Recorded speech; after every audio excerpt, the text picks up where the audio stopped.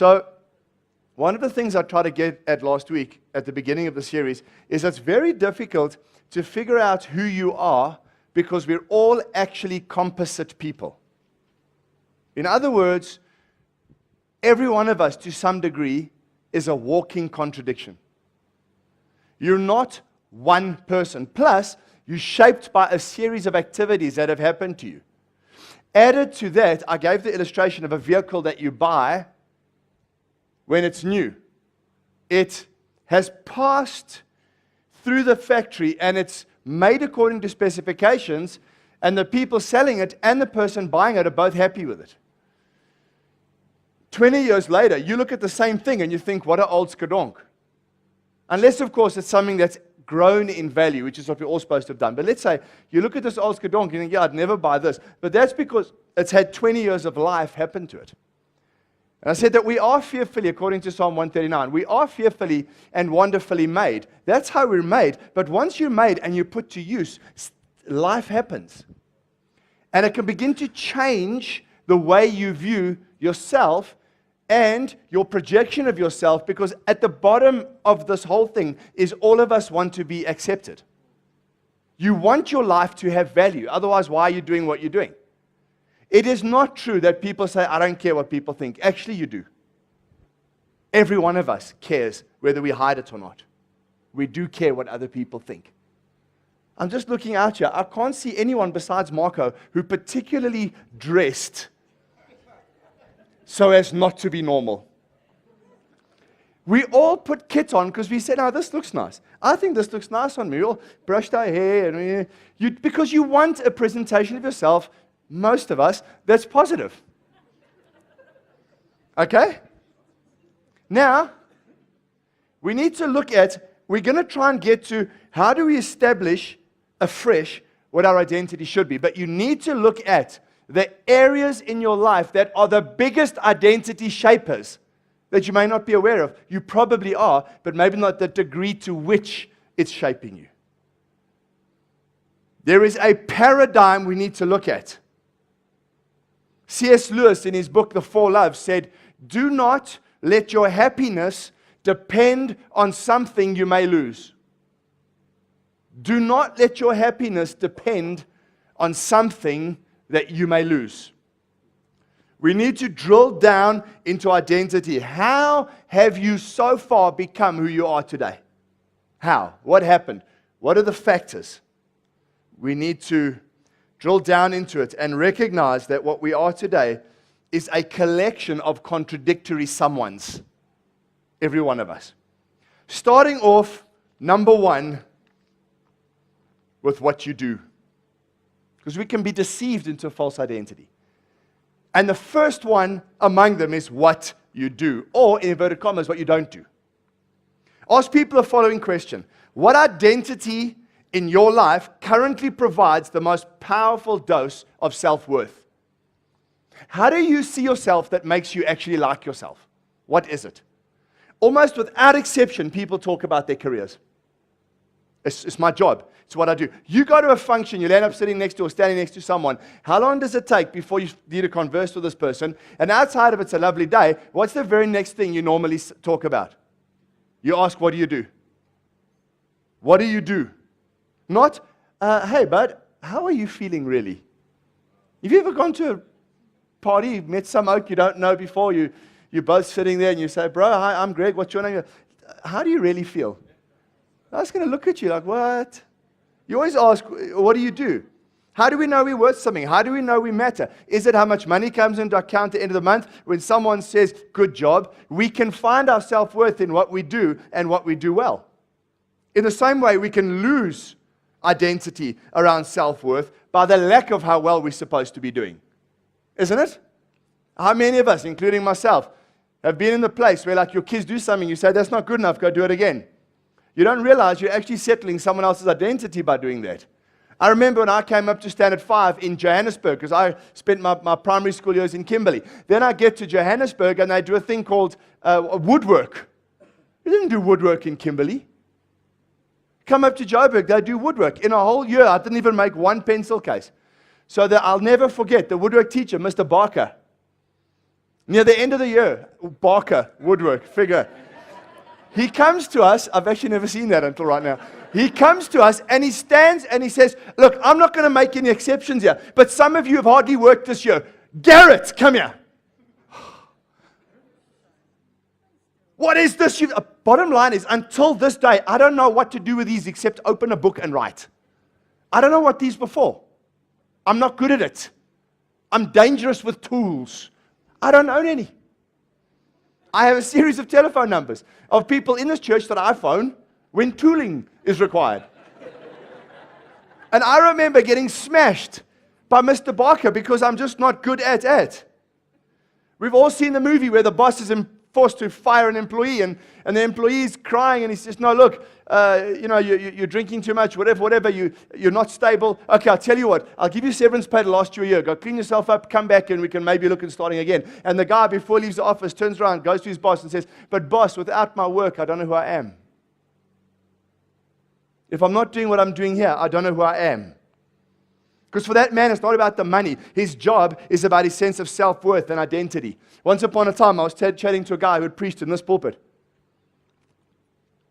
And we were talking around my leading New Day. And I said to him, the time will come when I'll no longer lead this church.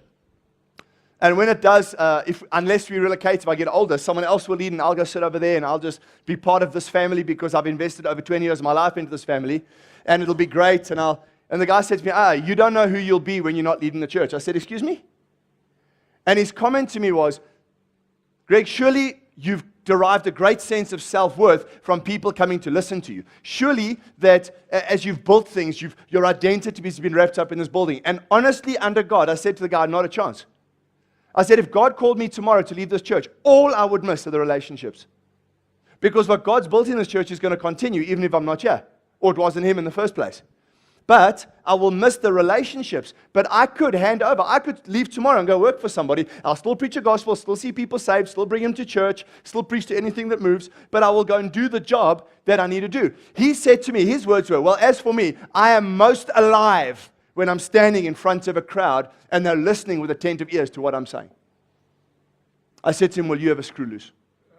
That's what I said to him. I said, you've got issues. Later on, he did have issues. I said to him, my identity isn't wrapped up in being the leader of this church. Because before I'm that, I'm a husband, a father, I'm a friend, and most importantly, I'm a child of God. And I need to find my identity in that because my public profile is simply 3 30-minute slots on a Sunday and soon one more on a Thursday. That's all. That's the only time people are looking at me. The rest of the time, I'm not in this environment at all. The day is going to come that I'm not a church leader. What then? Well, you're going to retire, every single one of you, if you haven't already. What happens when you go home and you face your spouse? And you used to enjoy your marriage because you were away from them for 8 hours a day. And they were away from you for 8 hours a day. They used to pack you a bag, like so nice, because they were saying... And there's a reason why when you get home, they say, I'm tired after putting the kids, I want to go to bed. Because they want a little of time. Now you get, you no longer work. You look at each other, now what? You start pottery, or you start stuff that just gets you out of the home again, isn't it? You pick up golf. It's true we were created to do well and to work well. It isn't a lie, but we've elevated a true thing above ourselves to the truest things that causes problems. How do I know that? I can prove it to you this way. Imagine your job going away. Imagine you blow it. You just don't do well at what you're supposed to do. Imagine it's just taken away because you fail or someone better comes in. How's it going to affect your self-worth? There's a massive difference between who you are and what you do. In the past, what you did and who you were was linked. Ever heard of the surname Miller, Smith, Baker? Any guess what their families used to do? Today, however, we move on from job to job. In South Africa today, you will have between 3 and 6 employers in your lifetime at least. In South Africa today. You cannot even build an identity of loyalty to the company you're at because you're not going to stay there, most people. We believe that what we are, what we do. In Johannesburg, the place where we live, many people equate their job with their identity. It's very difficult to live in Johannesburg without working hard. People come here for the money. What else do you come here for? I'm just curious, how many of you are not born in Johannesburg? You've come here, put your hand up. Check. See, my parents moved here for work. You don't move here for the view. You may move here for the climate. It's true, we've got a brilliant climate. We have water. It may be you move here for that. I want to give you another reason. For those of you who've lived in Durban or Joburg, then Durban or Cape Town, you come to Joburg, we're not cliquey. You go live, I come from the coast. You go live at the coast. It's a very cliquey environment. Very difficult to break in because their identity isn't set on relationships. It's, I'm a surfer, I'm a rock climber, I'm a tree hugger, I'm a this or I'm a that. Here in this environment, it's very different. We all make it work, but you're here because you work hard. That's the nature of Johannesburg. Isn't it? So one thing you know about most people are you work hard. And then work becomes life. Doesn't matter where you live. Work becomes who we are. And it's easy to get an identity in it because work has value for me because I'm valuable to the company. I'm valuable to my family. I'm valuable to the community or to my customers. What happens when you lose it? What happens when you're a sportsman, you get injured playing your best sport? Or your kids rebel? Or the company you started goes bankrupt? Or you disappoint your parents? Or God seems different? God seems distant? Or you're in a company, you're employed, they employ someone else who outshines you from day one. What happens to you? You lose your sense of self-worth. And if you find your identity in what you're doing, it'll be shaken when you change what you do. And then we get identified in the negative because all of us want to be noticed for once in our lives. We want to be recognized. We want to know we add some kind of value. And it's understandable. Because what you do is the activity that takes up most of your time, your thoughts, and your energy. And it will be great until you're not doing it anymore. But here's the thing you need to remember. What you do is not the truest thing about you. It doesn't matter how successful you are. Some people have the privilege of being successful right through till the end of their jobs without things changing. Other people have it taken away. In either case, you are not a success as a truest being because your business is well. How do you know that? Because Jesus said you can gain the whole world and lose your soul. It's not enough. Not enough to identify yourself by what you do. Because every single one of us in this room or anyone watching or anyone listening, what you do one day is going to be taken away from you. You can take it to the bank. That's guaranteed. It will be taken away from you. You will no longer one day be the boss, the this, the that you think you are right now. So you cannot be identified by the one thing that does shape your identity so far, which is what you do. Second one is what you have or what you don't have. You can have a nose for fashion. You can have a nose for good deals. You can have artistic talent, a winning personality. You may be brilliant at delivering those one-liners. You can be beautiful. You can be the one everyone wished they'd married. On the other hand, you can have a difficult lot in life. You can have absent or abusive parents. You can have disabilities. You can have the kind of looks and personality that makes everyone just want to be your friend. Ever been at school? I like you as a friend.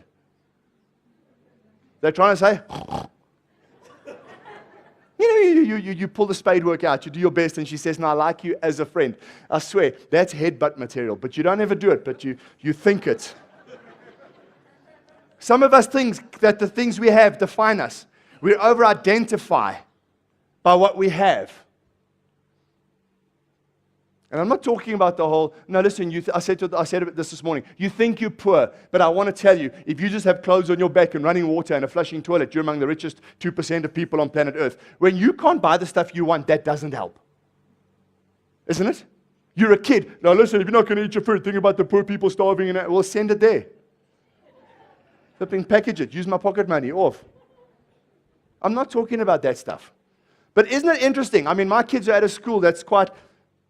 The reality is, when other people come, some kids arrive because of the wealth of their parents, and they arrive and they're so snot-nosed because all their holidays are either in, luxurious places or whatever. They walk around with such a snotty attitude because of what they have. Levi, my one boy, says to me the other day, Dad, I want to go visit friend X.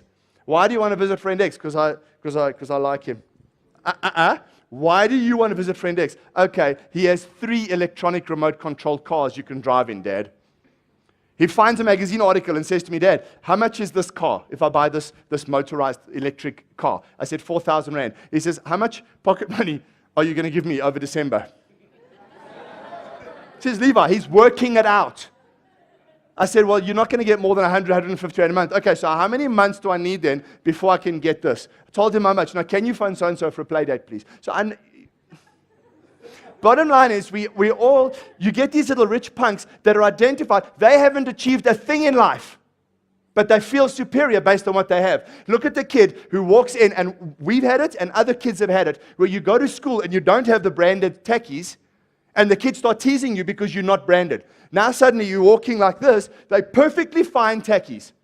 They work like every other pair, but they're not branded. And again, at the school we were at, there were certain kids who were teasing other kids because they don't have Nikes or this or that. They only have Adidas or they only have that. And your self-worth goes for a pot because you don't have what the other kids do. You feel like a failure. Reality is, whether you're the kid with a lot or the kid with a little, you didn't achieve it. But your identity is busy being said in that. Now, you don't have, and I was like that. We grew up quite poor. I said to my boys, you know, like these kids have these like guns that are made of metal, cap guns, and when I grew up, we never had that stuff. None of you, unless you're over the age of 40-something, know what I'm talking about. But when cartoons first came out, there was He-Man. The Masters of the Universe, He-Man, and Skeletor, and those I never had one. I'm telling you, as the Lord is above me, this is what I did. When we went on holiday, and some of these punks in the front row are going to say luxury. When we went on holiday, you get a wet wipe. I would tie the wet wipes into shapes and play with them because that's all we had. But other boys had the following. Now, here's the thing. Some of you can get into such a place where you grew up without having that when you start earning a salary, the first thing you do is create a new identity based on what you now have. You buy the rights, you buy a new identity. You get into debt on a new identity. You have a house, a car, clothing, stuff you could never ever afford and you shouldn't have because you're so desperate to identify yourself as a have instead of a have not. You didn't go to the right school, you didn't this, you didn't this. We've got our kids in a very good school, but I want to tell you something. In fact, every one of my friends who are successful didn't go to a good school either. Every single one. So suddenly you think, hang on a second, is this so worthwhile? Identified by what you have. The problem is, we've all have or have had parents. We've all had a past. We all have a body you're either happy or not happy with. We all have or don't have possessions, habits, love, and so on. But what are the effects of this on your identity? Because if you have looks, you've got to keep your looks. Have you ever seen these aunties in their 70s and here they're 20, here they're 105. Now, my mom's sister was like that. I'm not being funny. She clear curls all over her neck, but hi, love. Eyes, emerald green. No human has those eyes. At night, takes them out, put them on the shelf. You're like, what the hell? Because if you have looks, you've got to keep those looks. If you have money, you've got to keep more money. You know what you're actually doing? You're creating an identity, a life around, if you have a have problem, around consumption. You're only happy when you're consuming. But you can only have the thing you're consuming for so long till you've got to get rid of it and get something else.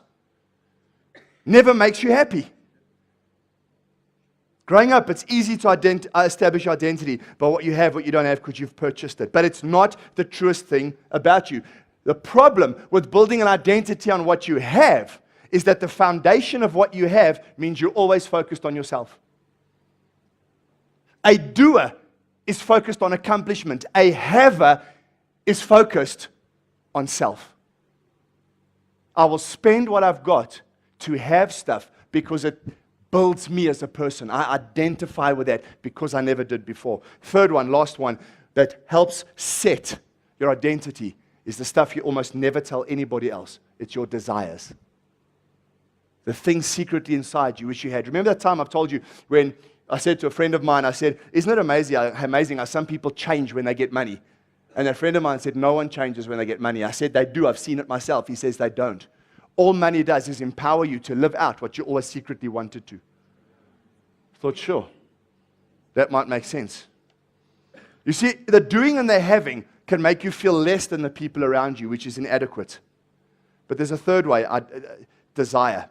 Someone once said this, and I totally disagree, but they said this. The true self lies precisely in our suppressed urges and unacknowledged emotions. To find a moment when a person's true self comes out, one needs to look at the times when people are so drunk or so overcome by passion, they're unable to suppress what is deep within them. In other words, there's this unchangeable core. So what you have to do is smash down every single wall that you've constructed around your identity. Drugs, ecstatic experiences, sex, whatever. Battering rams to get you past what you own, past what you wish you have, past your friends and family. Then in a final moment of naked honesty, you'll finally reveal who you really are. I mean, that's absolutely a load of rubbish. But that's what some people believe. We keep our real selves hidden. But I want to say this about desire. There is no hierarchy when it comes to desires. We all have things that we want. I mean, you can have less than your neighbor. You can live next to a guy, have less square feet of living space, fewer kids, less responsibility at work, less holidays, less retirement money, less chance to get ahead, but you can envy and desire much more than he does. You can live with secret desires that guy doesn't have. Your amount of desire is not linked to what you have or what you do. There are fantasies we all have. There are common themes: acceptance, influence, appreciation, satisfaction, etc. The problem with desiring is you always desire more. Ever bought a block of chocolates, a really good one, and just had one half piece? Your body is designed to kick in to want more than that half piece. And they fool us by giving you a block of chocolates cut like you're supposed to take squares. Have you ever seen that in every block of chocolate ever? They don't just give you, unless it's cooking stuff, they don't just give you a plain, flat, solid brick and say, here, pig out. They give you little blocks. Next thing they're going to do is number it, Monday, Tuesday, Wednesday, or they're going to go 8:30, 9:30, 10:30. I mean, this is where we have to go, surely. But we built in a way that when you desire, you start desiring more, good or bad. As I quoted before, John D. Rockefeller was asked, how much money is enough? He says, just a little bit more. Because we all desire things and desire must be natural. The problem isn't desire as such. Desiring itself is not a problem. God desires. God desires your fellowship. God desires that all men be saved, that none go to hell. God himself has desires. When Jesus was on earth, he had desires. He desired the best for his disciples. He desired the poor to be looked after. He desired the broken to be healed. He desired people with demons in them to get out. He desired friendships. Sometimes he desired food. He desired water. That's not bad. The Holy Spirit has desires for us. So desire isn't bad. I mean, Stalin had desires and Mother Teresa had desires. Doesn't matter who you are, we all have desires. We're all born with desires. What's the first thing a kid does when it's born? Cries. It desires what? Milk. That white stuff. You see, the problem with desires is we want to have everything we desire, but the reality is life doesn't work that way. We want to follow God, but we also want to follow our own destiny. We want to be humble, but we want a self-identity that's driven, that people love us. Our contradictions carry on. Now, I want to say this. You cannot be identified by your desires because your desires are always changing and they're often contradicting. We have spiritual, material, emotional, relational, sexual desires. We want to be healthy and we want to eat what's delicious. We want to serve God. We want to serve ourselves. We want faithful relationships. We want the constant thrill of novelty. The problem is when any of our strongly felt desires rise up above the other, we build an identity around it, then something else comes, we build around that. So you understand that out of having and doing, the most dangerous of them is desires, because as the desires are popping up, we rebuild identity quickly and we find ourselves changing so often, we never actually finally figure out who we are. Ronald Rolheiser said, desire makes us act. And when we act, what we do will either lead to a greater integration or disintegration of our personalities, minds, and bodies, to the strengthening or deterioration of our relationship to God and with others. Desiring isn't inherently wrong. It can be great until they're in conflict with God's word or they're unfulfilled. They're going towards the wrong objective. If you built your identity on the foundation of what you desire, it guarantees that your identity will change when your desires change. The real answer, honestly, simply, is Jesus. So now, what we're going to do next week is we're going to go backwards in order to go forwards, right? Go back to when God created man, what did he say? But before I go there, I have to dig in this because there will be guys and girls in this room right now that you don't realize the degree to which how well you've done or what a failure you are in terms of your doing, what you have or how you can't provide, and the broken desires that you have that are leading you into guilt all the time. You don't know to what degree those three things are busy shaping an identity that you're believing and holding on to. And unless you see it for yourself, you're not going to understand why. I start next week around what does God say in His Word you are. Your first context is, well, I believe all that, so why aren't I changing? Because you believe it, but the things I've talked about tonight, you've put as truest about you, and you've said that the things that God says are only true. You'll never get free. The only way to get free is to identify that the things God says about you is truer than the true things of what you have, what you do, and what you desire. You have to understand that you and I all got to this point right now because we've been shaped by what we do, don't do, have, don't have, desire rightly or wrongly. It has brought us all to the place right now where we are. So we need to point out to people and say the answer is Jesus. That's great, but what does that mean? And I only have 5 minutes left. What does that even mean? Every person we disciple in this church, our sole purpose and goal has to be the same for every one of them, to help them understand that their fundamental and truest identity has to be found in the Lord Jesus Christ. Even with discipleship, whoever comes here to the front and gives their lives to Christ, we had a whole lot this morning again, the reality is they all need to repent. They all need to be broken. They all need to come to Christ, just like you and I. Our identity needs to be shaped by coming to Jesus. I want to say 3 things that are basic facts. Number 1, there is nothing about what you do that is 100% secure. You can lose your job. Anything can happen. Number 2, there is nothing about what you have that cannot be taken away from you. That's what Hensia said. Her passion, that thing which she had was an ability to dance, a talent to dance, so that it's gone at the moment.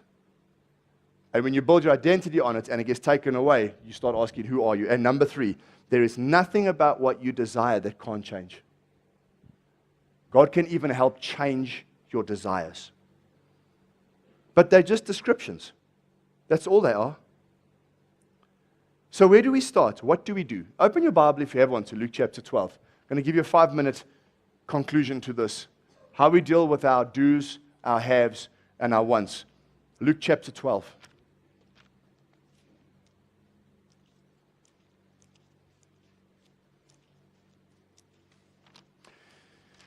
It's a great story. Jesus having a chat with some guys. And the verses I need to pick up on is from verse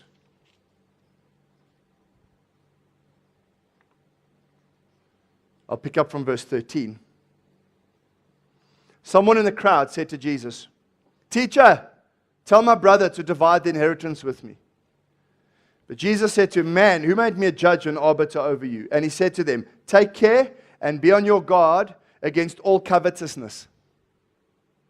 Wanting in terms of what you do, you have, or you desire. For one's life, one's suche, one's emotional state, one's place within this universe does not consist in the abundance of his possessions. Whether you possess a desire, things, or activities, your life does not consist in these things. And obviously I looked at him like, what are you on about?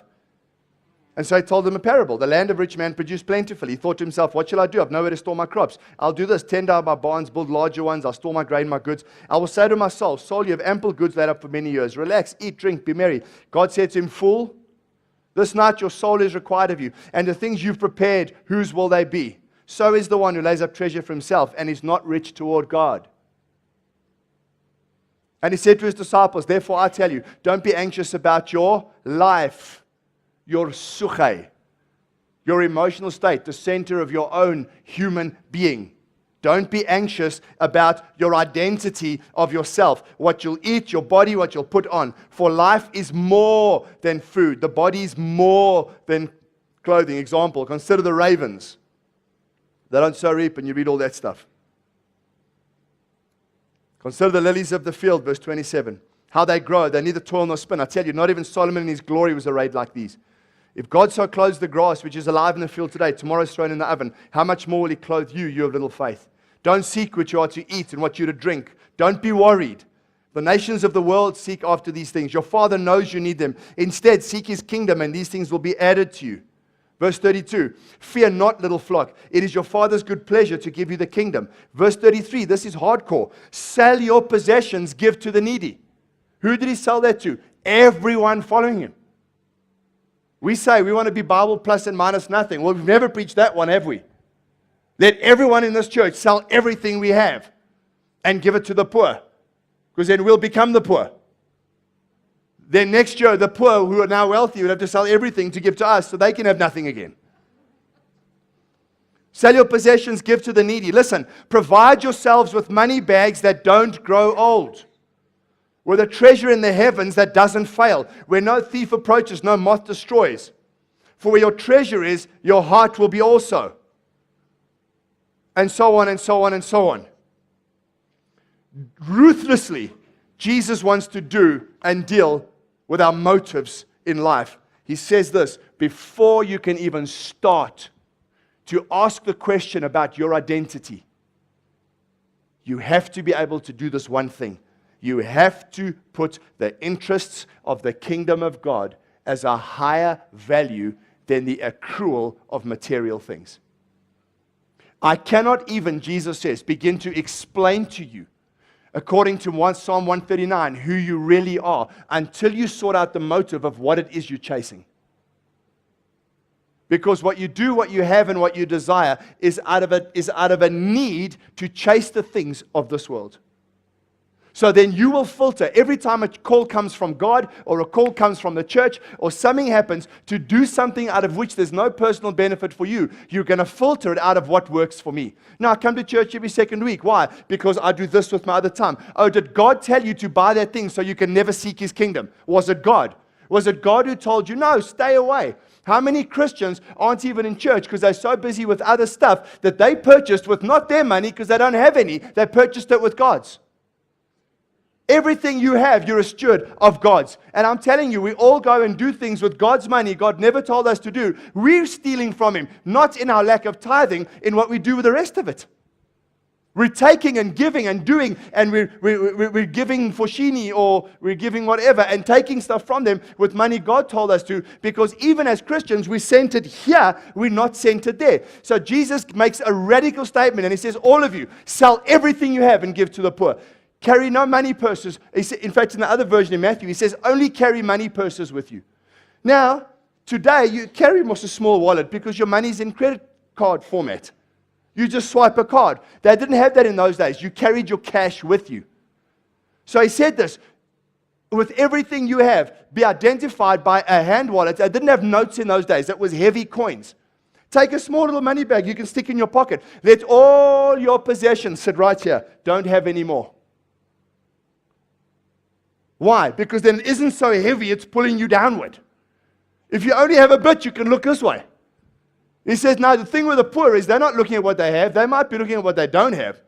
But you, the ones I'm calling to serve my kingdom. I want you to be identified, as I'm going to talk about, who I made you to be and what I called you to do. And your identity needs to be set in that.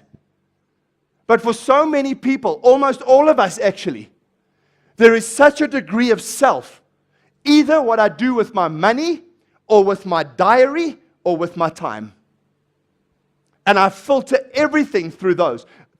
We had full morning congregations this morning, both of them full. 8 o'clock we had to put extra chairs out. I confronted both morning meetings with this question this morning. How many of you have gone and sought the Lord in prayer, not to ask Him for, give us this day our daily bread, forgive us our trespasses, keep temptation from us. But how many of us have dared to go to the first part of the prayer and say, our Father in heaven, hallowed be thy name, your kingdom come, your will be done. When was the last time we went in prayer and simply asked God, Lord, I'm coming to ask you, what do you want from me now?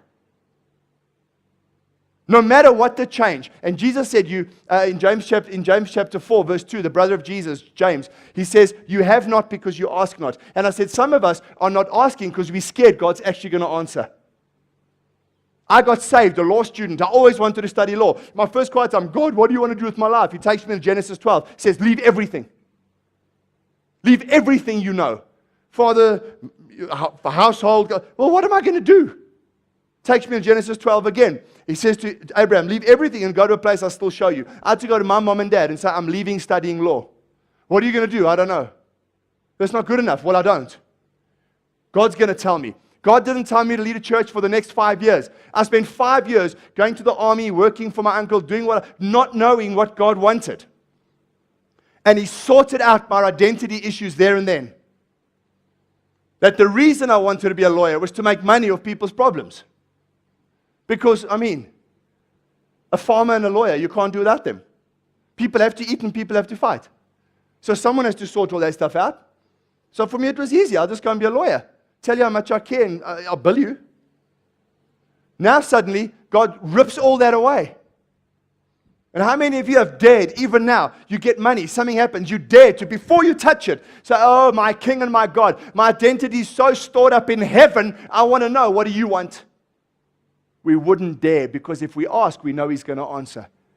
I prayed that prayer. What do you want? I had to walk out of university, and I tell you, I didn't leave happy and rejoicing and laughing. I left sadly, because when I was this high, that's all I ever wanted to do. God took the one thing I wanted and took it away from me. He said, no, you're going to work with people the rest of your life. I'm like, well, look around. You see, for many of us, it literally means a whole life adjustment with a whole new look diary. The thrust of Jesus is not the extent of your possessions, but the placing of your possessions. Not how much you've got, but where's it? Are you truly seeking there? Because you'll never deal with the issues of your identity until you realize you're not yours. Because if I'm not mine, what I do, what I have, and what I desire is no longer an issue. I refuse to be identified by those things. I want to stand before heaven and say, okay, who am I? What am I? I'm not going to allow this world and the people in this world to start telling me who I am anymore. So I'm going to say one or two little statements and it's over, but don't hold this against me, all right? Is that okay? Because at least a quarter of you here have tattoos. Nothing wrong. I wouldn't mind getting one, but I haven't got one. And if I get one, my kids will, and then the rest of this church will get. So I'm not doing it, but I have looked at a few, thought that's flipping nice. But I'm not going to do it. But who in their right mind, living on their own, on a desert island with a lot of food, would have one day looked and said, hey, you see that palm tree there? It needs to be here. Not a chance. You would never have done it. You would have, on their own, looked at the reflection one day in water and gone, yep, that's better. None of you. We are all the consequence of what other people have done. That new haircut, you only do this side and leave that side. That used to be punishment. Now you pay people for it. Isn't it? When that oak arrived at school, we were like, Today, if you don't do it, you're like, you're just like you're a prefect, you know? Where'd all this come from? Because we have to fit in with the ungodly drive of this world. It's very difficult to do what I'm going to tell you right now. Only God created humanity. Therefore, only God can establish your identity. Only God created humanity. And only God can give humanity an identity. Satan has corrupted us badly. Christians I'm talking about. I'm not talking about the world. And he's put things inside of us that are killing us on the inside that we're not telling other people around about, that are identity issues. How difficult for John the Baptist when they come to him and they say, the disciples are leaving you to go to Jesus. And he looks and he says, a man can only have what's given him from above. I must decrease, he must increase. I've never heard a pastor on planet Earth say that. I'm just being honest. If anyone leaves our church, my heart breaks. Because I ask myself, what am I not doing right for those people? I don't ever look and say, oh, well, Greg must decrease and they must increase and it's good for the kingdom. I don't think that. What's going on in you? What's driving you? Why does it affect you what other people think and say about you all the time? Because our identity is in the wrong place. Only Jesus and Stephen could say, Father, forgive them. They don't know what they're doing. Everyone else says, stuff you. I'm going to ask you if from next week we're going to dig deep. We're going to pull at our motives around who we are. And even tonight, I think, I'm done, but even tonight, I think there's a couple of guys here, a couple of girls here who need to recognize that you're literally building a life around what you do, what you have, and what you desire. And I'm going to ask you to do the most courageous thing in your whole life. I'm going to ask you to take it to God. And I'm going to ask you to ask God this one question. Last week it was just read Psalm 139, ask God to show you who you are. I'm going to ask you this week to take everything you have, everything, give it to God and say, Lord, is this permissible for me? Okay. Lord, is this permissible for me? Because He's not going to treat everyone the same way. Lord, I want to do this. Lord, I see this. Is this permissible from me? And don't act until you hear. And He says to the one, store riches in heaven, give what you have to the poor. Because you don't know who you are without that thing. A friend of mine sitting here once said, you'll never know who you are until you have more money than you need.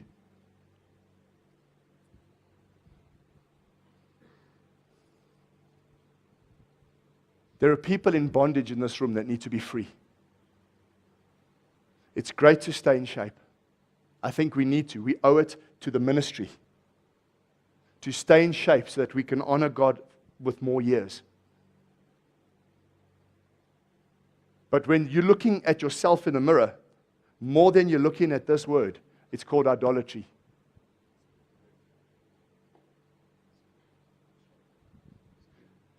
When some of us protect what's going on in our wallets more than we do interest in the kingdom of God, it's idolatry. When some of us are so twisted and bitter because we're not recognized for what we do, because we're actually nice people, and we start judging others, it's called idolatry. I'm being honest, you're totally in love with yourself, and you mask it by being so nice to everybody around you. I'm just serving you. I love you. Can you see I'm serving you? Actually inside, I'm a bitter, selfish person because I wish you were doing it for me. You're an idol worshiper. It's all about you.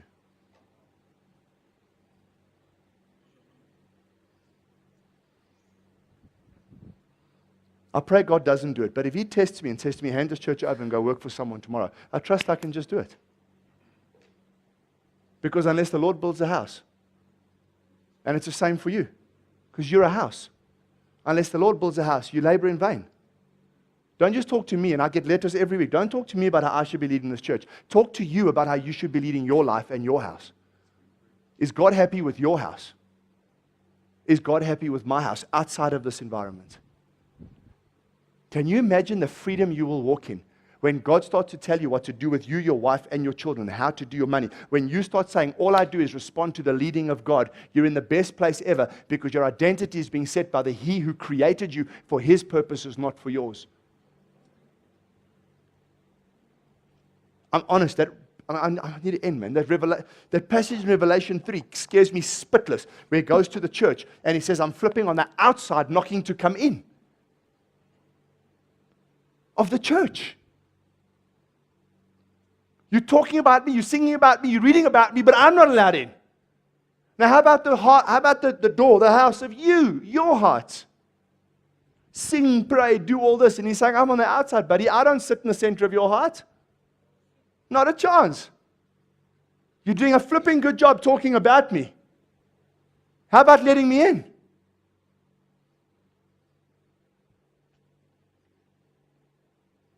James 4:2, you have not because you ask not. We're too scared to ask because we don't want His will. However, Jesus spent many hours, many hours, Paul the Apostle, many hours in prayer before God because all they wanted was what God wanted.